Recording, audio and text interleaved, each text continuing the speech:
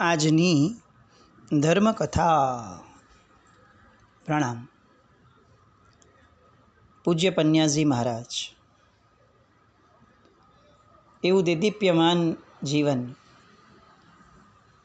કે જે જીવનના એક એક પ્રસંગોને એની એક એક પળને સાંભળતા એવું લાગે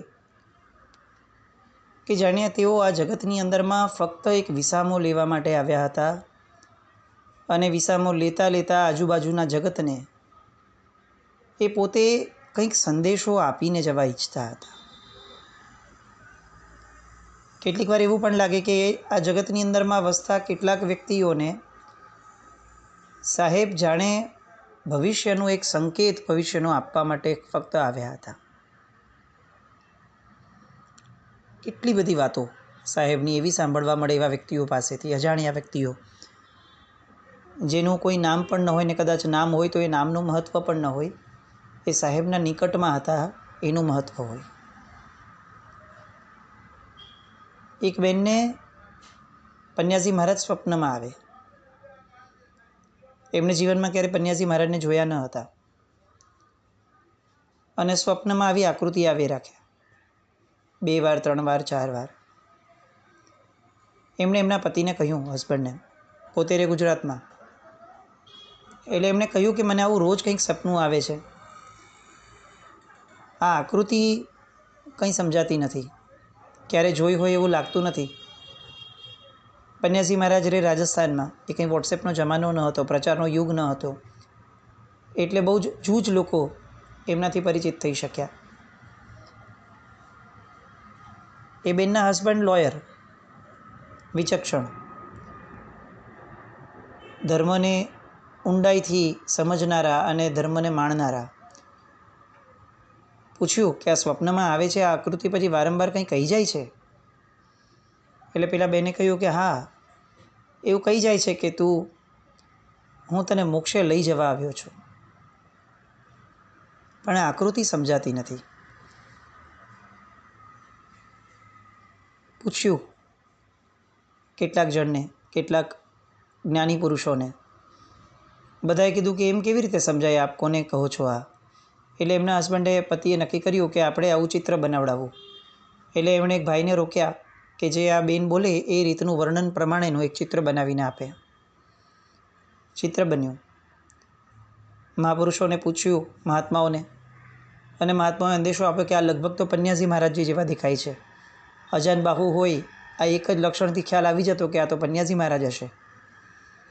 ક્યાં મળશે સાહેબ? એ તો ખબર નહીં, રાજસ્થાનમાં છે. અને ચિત્ર લઈ અને આ બંને જણા પહોંચી ગયા રાજસ્થાન. રાજસ્થાનના ગામડાઓમાં ફરે, ક્યાં છે એ કંઈ સમજાય નહીં. ફાલનાથી આજુબાજુ ફરતા ફરતા ફરતા ફરતા અચાનક જ્યાં સાહેબ હતા ત્યાં એક દિવસ પહોંચ્યા. જેવો ઉપાશ્રયમાં પગ મૂક્યો અને પેલા બેન સ્તબ્ધ થઈ ગયા કે જે સ્વપ્નની અંદર આકૃતિ દેખાતી હતી એ એક્ઝેક્ટ આકૃતિ એ આ પન્યાજી મહારાજ. અને મજાની વાત એ કે જાણે પન્યાજી મહારાજને ખબર હતી કે આ બેન અહીંયા આવવાના છે, અને સામાન્ય સ્મિત સાથે આવકાર આપ્યો બંનેઓને. ભાઈએ વાત કરી કે સાહેબ આવી રીતે અમને સ્વપ્નમાં આપ આવો છો અને આવી રીતે આપને શોધતા શોધતા આવ્યા છે. સામાન્ય વાતો સાહેબ હારે થઈ. એ પછી પરિચય વધ્યો. સાહેબે કોઈ બહુ વિશેષ રિસ્પોન્સ નહીં આપ્યો, પણ શ્રદ્ધા બળવત્તર થતી ગઈ. કંઈક પામ્યા છીએ એવો અહેસાસ એમને થવા લાગ્યો એ બંનેઓને. કેટલીક વાર આવવા જવાનું થયું, પરિચય વધ્યો. અને એક સુખદ ક્ષણે પન્યાજી મહારાજે એમને જે વાક્ય કીધું હતું એ વાક્ય આપણને રોમાંચિત કરી દેવું છે. સાહેબે એમને એવું કહ્યું કે તું મારી નિશ્રામાં મોક્ષે જવાની છે, એટલે મેં તને મારે ત્યાં બોલાવી છે. આ બધી વાતો છે ને, એના કોઈ પ્રમાણ ન હોય, પુરાવા ન હોય, એના કોઈ નામ ન હોય, એના કોઈ સરનામા ન હોય, પણ આવા કેટલા વ્યક્તિઓ, આ 62-63 દિવસનો જે સત્સંગ થયો એમાં આવા કેટલા બધા વ્યક્તિઓ ફોન દ્વારા, મેસેજ દ્વારા, મળવા દ્વારા રૂબરૂ થયા કે જે લોકોએ પન્યાજી મહારાજને અનુભવ્યા છે, અને એ અનુભૂતિઓ શેર થઈ. કેટલીક અનુભૂતિઓ કદાચ અભિવ્યક્ત ન પણ થઈ શકે અહીંયા, અતિશયોક્તિ લાગે લોકોને, કારણ કે આ શ્રદ્ધાનો વિષય છે. કેટલાક લોકોને એમ હતું કે ના, અમારું નામ નથી આપવું, પણ અમે માણ્યા છે પન્યાજી મહારાજને. કેટલાકને એવું લાગતું કે તમે આજે બોલ્યા છો અક્ષરશઃ, એવું અમે જોયું છે, માણ્યું છે, અનુભવ્યું છે, અનુભૂતિના સ્તર સુધી લઈ ગયા છે, અને કેટલાક એનાથી પણ બિયોન્ડ વાતો કેટલાકના મુખેથી સાંભળવા મળી. આપણે પન્યાજી મહારાજના અંતિમ ચરણ, અંતિમ ચાતુર્માસ પછીના ચરણમાં છીએ. આ પ્રસંગ લેવાનું કારણ એ કે જે સ્તર ઉપર આપણે એમને અત્યાર સુધી જોયા છે ને, એ સ્તર કદાચ સાહેબજીની ગૌરવ ધારા પ્રમાણે ખૂબ નબળું લાગે ને નાનું લાગે. આપણે આપણી વિચારોની તળેટીથી એક ઊંચા ડુંગરને માપીએ છીએ, એટલે શિખરને આપણે ક્યારેય વર્ણન નહીં કરી શકીએ શિખરનું, કારણ કે આપણે તો તળેટીમાં જીવવાવાળા. પણ એટલું ચોક્કસ છે, જેમણે જેમણે આ મહાપુરુષને અનુભવ્યા છે તે દરેક વ્યક્તિ એટલું સમજતું હશે કે એ વ્યક્તિ, એ વિભૂતિ એ સામાન્ય વ્યક્તિત્વ ન હતું. એ અલગારી વ્યક્તિત્વ પરોપકારની પરાકાષ્ઠા રૂપે હતું. એટલું જ નહીં, જેમ આગળ આપણે ક્યારેક લીધેલું છે કે કેટલાક સિલેક્ટેડ વ્યક્તિઓને જગાડવા માટે જાણે આવ્યા હતા આ જગતમાં. એ સિલેક્ટેડ વ્યક્તિઓને પણ આપણે પગે લાગવા જેવું છે, ક્યાંક પ્રાપ્ત થાય તો. ઘણા બધા અનુભવો, ઘણી બધી વાતો, બાબુભાઈ કડીવાળાની, હિંમતભાઈ બેડાવાળાની ઘણી બધી વાતો એવી છે કે આપણને એવું લાગે કે કદાચ એમાં ને એમાં પણ બીજા કેટલા દિવસો પસાર થઈ જશે, કારણ કે એ તો અનુભૂતિઓ હતી.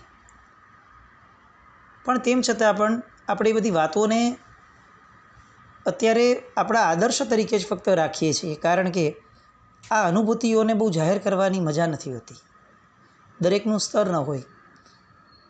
કારણ કે અનુભૂતિઓ ચર્ચાનું સ્થાન બને ને એ મજા જ નથી. અને લોક એવું છે કે જે દરેક વસ્તુને ચર્ચાનું સ્થાન બનાવવા માટે તત્પર હોય. ખેર, મૂળમાં આપણે અત્યારે સાહેબના છેલ્લા જે કેટલાક દિવસો છે એ દિવસોની યાદમાં અત્યારે આપણે બેઠા છીએ. પૂજ્ય ઓમકારસુરી મહારાજ સાહેબ પાસે આવ્યા. મુનિવર્ષી યશુ વિજયજી મહારાજ સાહેબ આદિ મહાત્માઓ પણ એમની સાથે. ઓમકારસુરી મહારાજ સાહેબે કીધું કે સાહેબ, આપ તો મૈત્રી માર્ગના પ્રરૂપક છો. તીર્થંકર પદ કાજે તપની આવશ્યકતા એટલી નથી જેટલી જગતના સર્વજીવો સાથે મૈત્રી ભાવની આવશ્યકતા છે. આ શરીરનો તો મૂળ સ્વભાવ જ છે જીર્ણ અને શીર્ણ થવાનો, પણ રોગને નિમિત્તે આવેલી આપત્તિમાં આપે જે સમતા અને સમાધિ દાખવ્યા છે તે અમારા સૌ માટે આદર્શરૂપ છે. મેં પોતે આપના પ્રત્યે કેટલીક વાર કેટલાક નબળા વિચારો કર્યા છે, કેટલાક નબળા શબ્દો પણ કદાચ નીકળ્યા હશે, પણ સાહેબ, આપે ક્યારેય મારા માટે કોઈ દુર્ભાવ સેવ્યો નથી. મેં જે આપનામાં સહનશીલતા જોઈ છે એ અતિશય દુર્લભ છે. આપ છેલ્લે લુણાવામાં મળ્યા હતા એ સમયે આપે ચેતન જ્ઞાન અજુવાળીએ એ વિષય ઉપર મેં આપના પ્રવચનો સાંભળ્યા હતા. અને હું એટલું ચોક્કસ કહી શકીશ સાહેબ કે મારા જીવનમાં કેટલાક જ પ્રસંગો એ મારા પ્રતીતિના પ્રસંગો હતા, અનુભૂતિના પ્રસંગો હતા. આપના એ પ્રવચનો એ મારી માટે પ્રતીતિ સ્વરૂપે હતા કે આ શબ્દો જે આવે છે એ હોઠેથી નથી આવતા, એ હૈયેથી નીકળી રહ્યા છે. આમ ઘણી ઉપબૃહણા, અનુમોદના પૂજ્ય ઓમકારસુરી મહારાજે પન્યાજી મહારાજની સમક્ષ કરી. પન્યાજી મહારાજ માટે આ અનુમોદનાઓનો કોઈ પ્રતિભાવ આપવો એ આવશ્યક ન હતો. સાંભળી લીધી. કેટલીક હિતકર લાગે એવી હિત શિક્ષાઓ પણ જે એમને આવશ્યક લાગી એ એમને જણાવી. પણ પછીથી મુનિવર યશુ વિજયજી મહારાજ એમને નજીક બોલાવ્યા. એમને નજીક બોલાવીને માથે હાથ ફેરવ્યો અને બહુ સ્નેહપૂર્વક એમણે યશુ વિજયજી મહારાજને કીધું, 4 ભાષાઓ ઉપર ઊંડું અનુપ્રેક્ષણ કરજો. 4 ભાષાઓ ઉપર ઊંડું એટલે કે ડીપ અનુપ્રેક્ષણ કરજો. આપણા જેવા સામાન્ય માણસો માટે આનો અર્થ એ જ થાય કે કોઈ 4 લેંગ્વેજીસ હશે કે જેમાં આપણે વિચારવાનું હશે સાહેબે. પણ એવું નહીં. એ 4 ભાષાને સાહેબે અર્થ એ કાઢ્યો કે જે એ લોકો બેવ સમજી શક્યા હતા ખાલી. વૈખરી અને મધ્યમાં જે ભાષાઓ છે પરમાત્માની વાણીની, એમાંથી એને પરાવાણી સુધી લઈ જવાનો પ્રયત્ન કરવા માટેનું આ વાક્ય હતું. અત્યારે આપણે વૈખરીના શબ્દોમાં રમી રહ્યા છે, એમાંથી આગળ વધતા વધતા છેક પરાવાણી સુધી તમે એમને લઈ જજો. આ વાક્ય સૂક્ષ્મ રીતે પન્યાસજી મહારાજે યશો વિજયજી મહારાજને એ સમયે કહ્યું. આજે આ જગત ભક્તિ યોગાચાર્યના મુખ દ્વારા આવી પરાવાણીનો સાક્ષાત્કાર કરી રહ્યું છે. અને આજે પણ પૂજ્ય યશો વિજયજી મહારાજ સાહેબ, યશો વિજય સુરેશ્વરજી મહારાજા, પન્યાસજી મહારાજના સ્મરણ વિનાનો દિવસ એ ક્યારે પણ વિતાવ્યો નહીં હોય, કદાચ ક્ષણો પણ નહીં વીતી હોય. ચૈતસિક શક્તિઓનું એક બહુ મોટું ઉર્જા કેન્દ્ર એ પન્યાસજી મહારાજ હતા. જેમ યશો વિજયજી મહારાજ હતા એ બળભાગી બન્યા એમના મુખેથી એક હિત શિક્ષા પામવાના, એવા જ બીજા બળભાગી યોગી પુરુષ એટલે પૂજ્ય કલાપૂર્ણ સુરેશ્વરજી મહારાજા આપણે જોયું ઘણા વર્ષો સુધી એમ કહી શકાય કે એમને ક્રેઝ હતો. અને અત્યારે જ્યારે સાહેબનું ચાતુર્માસ અને છેલ્લો સમય જેવી સ્થિતિ છે, એવા સમયે આધોઈમાં 2035નું ચોમાસું પૂજ્ય કલાપૂર્ણ સુરી મહારાજ સાહેબનું હતું. સાહેબની નાદુરસ્ત તબિયત એટલે બહુ મોટો ચિંતાનો વિષય થયો કલાપૂર્ણ સુરી મહારાજ સાહેબ માટે. આધોઈથી પાટણ પધાર્યા સપરિવાર. શાતાની પૃચ્છા કરી, બંને મળ્યા અને એકાગ્રતાપૂર્વક સ્વરૂપ ધ્યાન અને અધ્યાત્મ વિષયક સર્વાંગીણ સૂક્ષ્મ વિકાસની વિશુદ્ધ વાતો એ બંનેવે તે અવસ્થામાં કરી. પન્યાસજી મહારાજની એ અવસ્થામાં પણ પન્યાસજી મહારાજે ઘણી બધી સાધનાઓ પૂજ્ય કલાપૂર્ણ સુરી મહારાજાને આપી. એ સમયે કલાપૂર્ણ સુરી મહારાજ સાહેબ એક વાક્ય બોલ્યા હતા કે આજે પન્યાસજી મહારાજ સાથે બેસ્યા પછીથી મારા મનમાં એક ક્રમ બરોબર બેસી ગયો છે કે સાધનાનો ક્રમ શું, સાધનાની અભિવ્યક્તિ, સાધનાનો માર્ગદર્શન આપનારાનો ક્રમ શું. તો કે સૌથી પહેલાં પૂજ્યપાદ આચાર્ય ભગવાન શ્રી હરિભદ્ર સુરેશ્વરજી મહારાજા, એના પછીથી પૂજ્યપાદ મહોપાધ્યાય શ્રી યશો વિજયજી મહારાજા, અને એના પછીથી મારી માટે આ ક્રમમાં ત્રીજી કડી પૂજ્ય પન્યાસજી શ્રી ભદ્રંકર વિજયજી મહારાજા. કલાપૂર્ણ સુરી મહારાજ સાહેબના મનની અંદરમાં પન્યાસજી મહારાજાની છબી શું હશે એ આ વાત પરથી સમજી શકાય. એ જે 3 ક્રમ એમને મૂક્યા પોતાની સાધનાની આખી જગતની દુનિયા, સાધના દુનિયા માટેના. અને એ પછીથી તો અનેક લોકો સાહેબના દેહની ક્ષેમ કુશળ પૂછવા માટે આવતા ગયા. જામનગરથી શ્રી બાલકૃષ્ણ વૈદ્ય, પંડિત શ્રી વ્રજલાલભાઈ, પંડિત શ્રી વસંતલાલભાઈ ભાભરવાળા, શ્રી શિવલાલ નેમચંદજી પાટણવાળા, ઝીંઝુવાડાથી વૈદ્ય શ્રી કાંતિલાલ દેવચંદ શાહ, શ્રી લાલચંદભાઈ, શ્રી ભાણાભાઈ, શ્રી દલપતભાઈ શાહ, શ્રી હરગોવિંદભાઈ મણિયાર, શ્રી શ્રેણિકભાઈ શાહ, શ્રી પંકજભાઈ ઝવેરી, શ્રી રાજુભાઈ, શ્રી જયેન્દ્રભાઈ, પંડિત શ્રી ધનંજયભાઈ કપૂરચંદજી, ઇન્દ્રચંદ્રભાઈ વાલચંદ દોશી, આ બધા જ હેમેન્દ્રભાઈ, આ બધા અને આવા અનેક લોકો કે જે લોકો સાહેબ થકી મોટા થયા. સાહેબ આગળ આવે એ લોકો સ્નેહથી ઉભરાતી આંગળીઓ સાહેબ એમના પર મૂકે પણ સાહેબ બોલી શકતા ન હતા. અને ન બોલી શકવાનું દુઃખ પણ જાણે એમની આંખમાં ઉભરાતું હોય કે કોઈક મારી પાસે આવ્યું છે અને હું એને કંઈ બોલી નથી શકતો. એ દુઃખ પણ જાણે લોકો વાંચી શકે કે સાહેબ જાણે આવું વિચારે છે કે તમે લોકો મારી પાસે કંઈક પામવા આવો છો અને હું કંઈ આપી નથી શકતો. અને જાણે લોકો એમને કહેતા હોય કે સાહેબ આપના આંદોલનનો જે વલય છે એના વિશ્વમાં અમે પ્રવેશ્યા, એ જ અમારી માટે તો ઘણો મોટો સંદેશ અને ઘણો મોટો હિતોપદેશ છે. સાહેબની નજીક બેસવા આવનારને સાહેબના આંદોલનો મળે એનાથી વધારે શું અપેક્ષા હોઈ શકે. શબ્દો એ તો છેલ્લી અભિવ્યક્તિ છે. જ્યારે આપણે બીજી કોઈ ભાષા ન બોલી શકીએ કે સમજી શકીએ ત્યારે શબ્દો વાપરવાના હોય. બાકી સાધના જગતની અંદરમાં શબ્દોની અભિવ્યક્તિ એ તો અંતિમ ઉપાય છે. એની પહેલાં તો કેટલા બધા ચરણ આવે કે જેના દ્વારા વાર્તાલાપ થઈ શકે. નબળાઈ અસહ્ય વધતી ગઈ. સાહેબ કોઈ વંદન કરવા આવે ને તો ના પાડવા લાગ્યા. કેમ આવું પૂછ્યું બધાએ? તો સાહેબ કે હું જ્યારે કોઈને કંઈ આપી જ શકતો નથી તો હું કોઈના વંદન કેમ લઉં? આટલા બધા ભવિજીવો મને વંદન કરવા આવે અને હું કોઈને 2 શબ્દો ઉપદેશના ન કહી શકું. કેવી સંવેદનશીલતા, કેવી સાહેબની એ પરોપકારની ધારા હશે. નાના મહાત્માઓ કે સાહેબને કે સાહેબ આવું નહીં વિચારો. આપને ખબર છે કે આપ કોણ છો? આપના જેવા અલગારી આત્મના દર્શન કરી અને પાવન થવા જ દર્શનાર્થીઓ આવે છે. એમને કંઈ શબ્દોની અપેક્ષા હવે નથી આપની પાસે. પણ આ લથડતી અને કથળતી તબિયત, રોજ સવારે તો પણ પંચાસરા પાર્શ્વનાથ ભગવાન સમીપે જાય એટલે જાય જ. લોકો દેરાસરમાં પન્યાજી મહારાજને જોવા માટે એકઠા થાય. પન્યાજી મહારાજ અને પરમાત્માનું મિલન જોવા માટે લોકો ભીડ કરે. અને પોતે સાહેબ તો જાણે પરમાત્માના અચિંત્ય સામર્થ્યમાં વહી જતા હોય એવી રીતે દર્શન કરે. દેરાસરથી આવે અને પાટ ઉપર લંબાવે.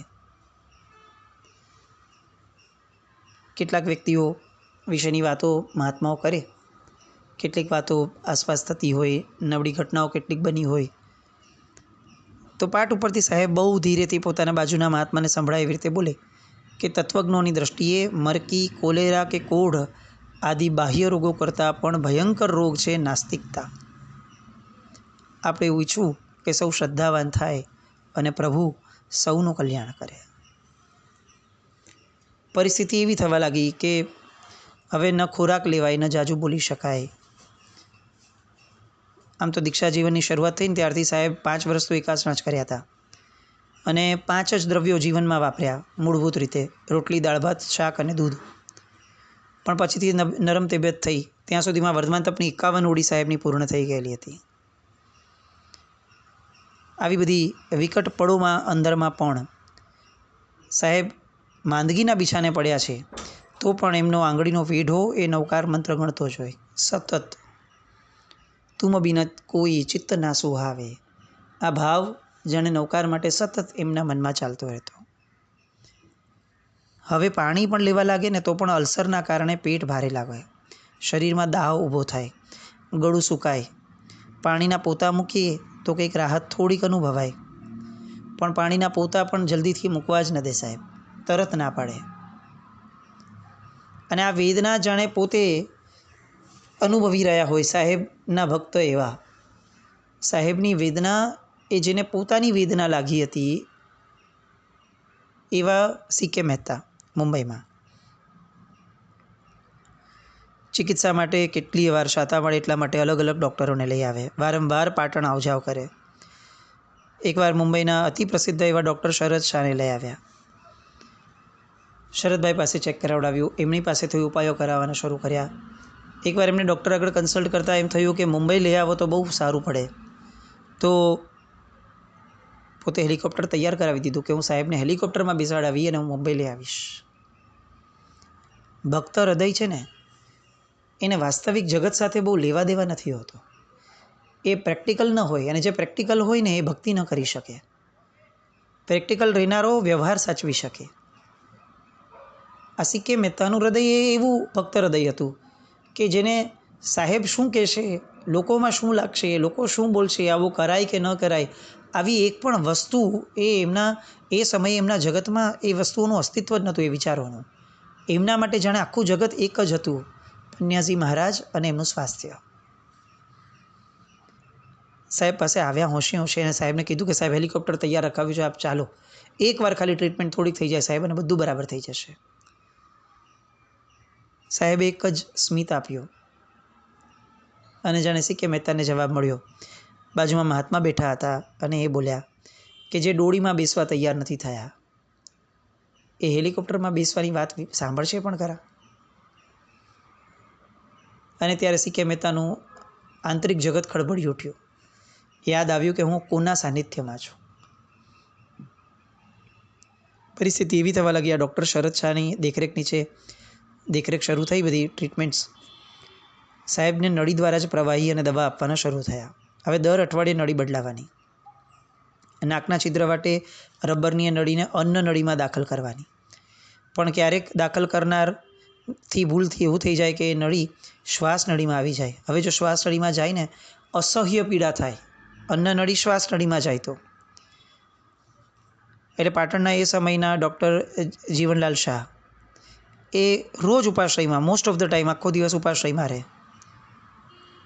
અને આવી રીતે આ નળીઓ જે છે એનું વારંવાર કાઢવા કરવાનું ને બધું ચાલતું હતું. પણ સાહેબના એક પણ રૂવાડામાં પણ આ નળીઓની વેદના ક્યાંય આવી ન શકી. સંવત 2020માં સાહેબના ગુરુભાઈ પૂજ્ય પન્યાસ કાંતિ વિજયજી મહારાજ, એમને કેન્સર હતું. ત્યારે આ ડૉક્ટર જીવી શાહ રોજ એમને તપાસવા આવતા. ત્યારે મુનિવર ભદ્રંકર વિજયજી મહારાજ, આ પન્યાસજી મહારાજ જે પહેલાં મુનિપણામાં હતા ત્યારે, એ બહુ સરસ રીતે શુશ્રૂષા કરતા હતા. એ વાતને 15 વર્ષ જ થયા હતા. અને 15 વર્ષ પછી અત્યારે પન્યાસજી મહારાજ તરીકે એમની શુશ્રૂષા માટે આ ડૉક્ટર ફરીથી આવવાના શરૂ થયા. પન્યાસજી મહારાજને એ નળી નાખે અને નળી આગળ પાછળ થાય ને એટલે બહુ વેદના થાય. ત્યારે ડૉક્ટરને બહુ જ વેદના થાય કે આ મારાથી બહુ મોટી ભૂલ થઈ.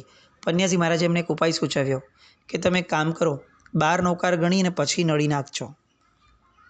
અને પહેલાં ડૉક્ટરે પણ આ પ્રયોગ માનવાનો શરૂ કર્યો.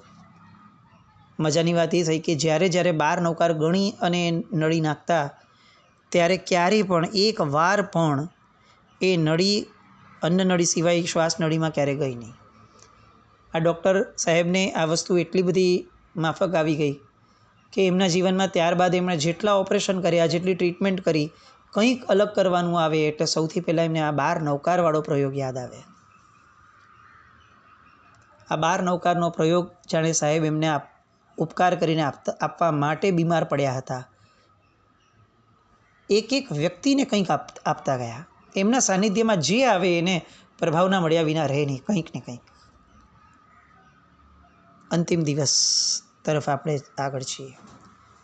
અને એ દિવસની સાહેબની પ્રસન્નતા કેવી હતી, એ દિવસની સાહેબની બાહ્ય સ્થિતિ કેવી હતી, એ બધી વાતોને ફરી આવતીકાલે સંવેદીએ. જીના જ્ઞાનવૃત્ત કંઈ પણ બોલાય તો મિચ્છામિ દુક્કડમ. જૈનમ જયતિ શાસન.